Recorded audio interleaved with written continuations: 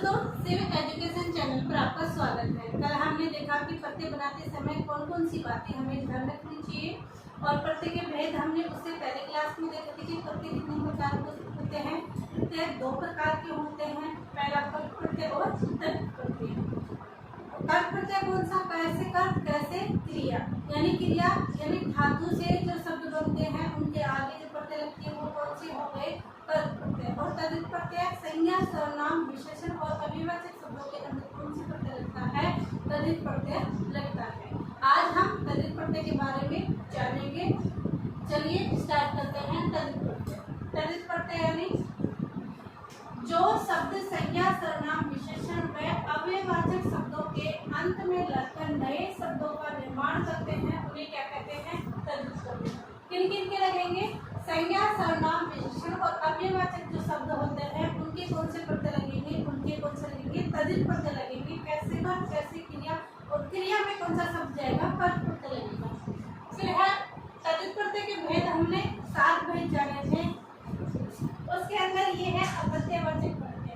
कौन सा है, अपत्यवाचक प्रत्यय। अपत्यय यानी अपत्यय, अपत्यय का अर्थ होता है संतान। अपत्यय का अर्थ क्या होता है, संतान। अपत्यवाचक का प्रत्यय अपत्यय यानी संतान। यह प्रत्यय किसी शब्द से जुड़ने से संतान पुत्र या वंशज का बोध कराते हैं, यानी जिनका अर्थ है से संबंध। अर्थ क्या है, से संबंध, यानी ये वंशज के बारे में बोध कराते हैं। कौन से, अपत्यवाचक प्रत्यय। और अपत्यय का अर्थ भी पूछ लेते हैं। अपत्यय यानी क्या होता है, अपत्यय यानी संतान होता है। इससे क्या होता है, संतान पुत्र और वंशज के बारे में ये सब क्या कराते हैं, बोध कराते हैं। फिर है कि ई अपत्यवाचक प्रत्यय, इससे बनने वाले शब्द है जहाँ पर ई प्रत्यय लगाया जाता है वो प्रत्यय ई प्रत्यय। अपत्यवाचक प्रत्यय अर्थ है से संबंध और पुल्लिंगवाची शब्दों का निर्माण। जब ह्रस्व ई आएगा तब पुल्लिंगवाची शब्दों का निर्माण होगा और जब दीर्घ आएगा तब स्त्रीवाचक प्रत्यय का निर्माण होगा। ये ध्यान रखना, ये स्त्रीलिंग और पुल्लिंग शब्दों में हमें ध्यान रखना है कि ई क्या करेगा, पुल्लिंगवाची शब्दों का निर्माण करेगा और दीर्घ ई आएगा तब स्त्रीवाचक अपत्यवाचक प्रत्यय का निर्माण करेगा। ये दोनों ध्यान रखना कि पुल्लिंग और स्त्रीलिंग जब ये टॉपिक में हमारे हिंदी व्याकरण में आता है तो जब ह्रस्व आए तब क्या करना है, पुल्लिंग, और जब दीर्घ आए तब क्या करना है, स्त्रीलिंग शब्द हमें बनाना है। तो चलिए, ई अपत्यवाचक प्रत्यय कौन सा, गंधा धन ई। हमने कल क्या देखा था कि जब ई इक ए और आयन ये शब्द और ये शब्द आते हैं तो हमें ए का क्या आरंभिक स्वर ए हो तो उसका क्या कर देते हैं, आ कर देते हैं। और गंधा का क्या होगा, बा भा। रे का क्या बोल रहे हैं, क्योंकि ई है यहाँ पर प्रत्यय और ये दीर्घ ई है तो इसका सॉरी ह्रस्व है तो इसको ह्रस्व लगा देंगे। शब्द क्या बना, गांधारी। ये ह्रस्व है इसलिए शब्द का क्या हो गया, गांधारी यानी गंधारी। शब्द क्या बना, गांधारी। फिर है मृदुगल। मृदुगल किसका शब्द है, कोए का। मृदुगल धन ई, तो ऊ है यहाँ पे, क्या शब्द है यहाँ पर, ऊ है। हमने देखा था ऊ में ओ हो तो क्या बन जाएगा, ओ बन जाएगा। क्या बन जाएगा, औ बन जाएगा। तो यहाँ पर मु का क्या बनेगा, मौ। मु का क्या बन गया, मौ। और द लगी ह्रस्व ई लग जाएगा। ये शब्द अशुद्धि की टॉपिक के हिसाब से ये प्रत्यय बहुत इंपॉर्टेंट है क्योंकि इनमें हमें ये देखना है कि शुरू में आरंभिक स्वर कब चयन होते हैं। इसके लिए आप कल वाली क्लास देखें। कल मैंने एक बातें इंपॉर्टेंट, बहुत इंपॉर्टेंट क्लास कल वाली रही थी। उसमें प्रत्यय का हमने मूल आधार तय किया था। उसमें हमने देखा था कि ए के बाद इक ए ई आए और ये प्रत्यय आते हैं तो हम क्या करते हैं, ए का आ बना देते हैं। ई ए आए तो ए बना देते हैं और ऊ आए तो औ बना देते हैं। कौन सा, आरंभिक स्वर। और री आए तो उसको क्या बना देते हैं, आर बना देते हैं। तो ये हमने कल देखा था। उसी के हिसाब से हम ये चेंज कर रहे हैं और आगे भी हम ऐसे ही चेंज करते रहेंगे। ई इक ई और आयन ये प्रत्यय शब्द शुद्धि की दृष्टि से बहुत इंपॉर्टेंट शब्द है। शब्द शुद्धि के अंदर ये शब्द आते हैं तो ये प्रत्यय हमें पता होता है तो हम शब्द शुद्ध करते हैं, हमारा शब्द अशुद्ध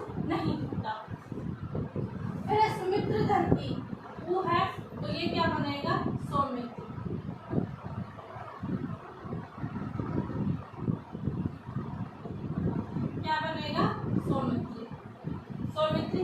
फिर है मरुदधनी, मैं है, ए है तो क्या बनेगा मारुति, मारुति, ये सब बन गया।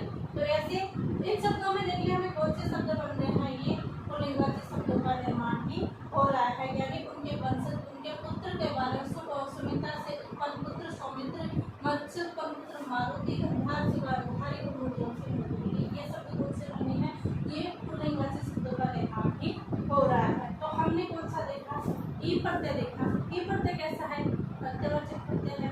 और ये कौन से प्रत्यय में आते हैं, ये तदित प्रत्यय में, कर्त प्रत्यय में नहीं आएगा, बल्कि जो दीर्घ ई है वो कर्त में भी आएगा और तदित में आएगा, दोनों प्रत्यय में दीर्घ आएगा। अगर हमें ये क्वेश्चन आ जाता है कि आप ये प्रत्यय पहचान लें कि इनसे कौन से प्रत्यय होंगे, कर्त होंगे या तदित होंगे, तो ध्यान रखना अगर प्रत्यय के अंदर दीर्घ ई आए तो हमें ये देखना है कि कर्त में तदित में दोनों में देखना है, लेकिन अगर रस्व आता है वो हमेशा किस में जाएगा, वो हमेशा तदित में जाएगा, उससे कर्त प्रत्यय नहीं बनेगा। ये शब्द हमने देखे। फिर दूसरा हमारा है दीर्घ ई वाला। मैंने ई और ई का एक साथ लिया है क्योंकि ये दोनों ही है, क्योंकि इससे पुल्लिंगवाची शब्दों का निर्माण होता है, इससे स्त्रीवाचक शब्दों का निर्माण होता है, इसलिए दोनों को एक ही स्लाइड लेने पर यही कारण है। फिर है ई प्रत्यय से विशेषणवाचक शब्दों का तदित प्रत्ययों में प्रयोग करने से पुल्लिंग शब्दों के साथ करते हैं। यानी ई प्रत्यय के साथ अगर हम विशेषण शब्दों के साथ प्रयोग करते हैं, कोई विशेषण शब्द है उसके साथ हम दीर्घ ई का प्रयोग करते हैं, तो उससे जो शब्द बनेगा वो क्या बनेगा, पुल्लिंग शब्द बनेगा। बाकी दीर्घ ई कौन सा है, स्त्रीलिंग शब्द है, लेकिन अगर हम विशेषण के साथ दीर्घ ई का प्रयोग कर रहे हैं तो कौन सा शब्द बनेगा, वो पुल्लिंग शब्द बनेगा, नहीं कि स्त्रीलिंग बनेगा। ये भी आपका ध्यान रखिए। पुल्लिंग से स्त्रीलिंग शब्दों का निर्माण करने के लिए इन्हीं प्रत्ययों का प्रयोग कर लेगा। अगर हम पुल्लिंग से स्त्रीलिंग शब्द का निर्माण करते हैं तब कौन सा प्रत्यय लगाएंगे, तब इन्हीं प्रत्यय लगाएंगे। अगर हमें स्त्रीलिंग बनाना है पुल्लिंग से तो कौन सा प्रत्यय लगेगा, इनिंग लगेगा, लेकिन ई स्त्रीवाचक प्रत्यय है, अगर विशेषण शब्द के आगे दीर्घ ई लगती है तो कौन सा शब्द बनेगा, पुल्लिंग शब्द बनेगा। ये बहुत इंपॉर्टेंट बातें हैं, ये हेडलाइन आप लिख लें क्योंकि ये चीजें ही हमें प्रत्येक सही करवाएंगे, अन्यथा हमारा प्रत्यय गलत हो जाएगा क्योंकि हम नियम नहीं जानते। किंतु आप एक दो बार पढ़ोगे तो अपने आप ही रीडिंग के अंदर आ जाएगी। इन शब्दों का निर्माण जैसे जनक धन की शब्द क्या बना, जान, क्या शब्द बना, जान। पर्वत धन की शब्द क्या बना, पार्वती। यहाँ पर हमने पै है, यहाँ पर आप क्यों कहा, मैंने अभी आपको बताया जैसे वो शब्द बने थे कि ए कब बनेगा, ओ कब बनेगा, तो उन शब्द से आप दे सकते। विदर्भ धन की वेदर्भी गंधार, ये शब्द हमारे कौन से बन गए, ये शब्द बन गए हमारे टी प्रत्ययवाचक तदित प्रत्यय। आज हमने कौन सा पढ़ा, हमने तदित प्रत्यय पढ़ा, उसमें कौन कौन से पढ़ा, ई अप्रत्ययवाचक तदित प्रत्यय पढ़ा, अप्रत्ययवाचक तदित प्रत्यय में ई, अप्रत्ययवाचक तदित प्रत्यय कौन से शब्द बनेंगे, छोटे ई से पुल्लिंग और दीर्घ ई से कौन से बनेंगे, स्त्रीलिंग शब्द। ई ह्रस्व और ई दीर्घ, ये दोनों हमने प्रत्यय आज पढ़े हैं। ऐसे ही कल वाली क्लास भी इम्पोर्टेंट होगी और आने वाली हर क्लास इम्पोर्टेंट रहेगी, तो आप ही क्लास देखना ना भूलें और चैनल को लाइक शेयर एंड सब्सक्राइब जरूर कीजिए। आपसे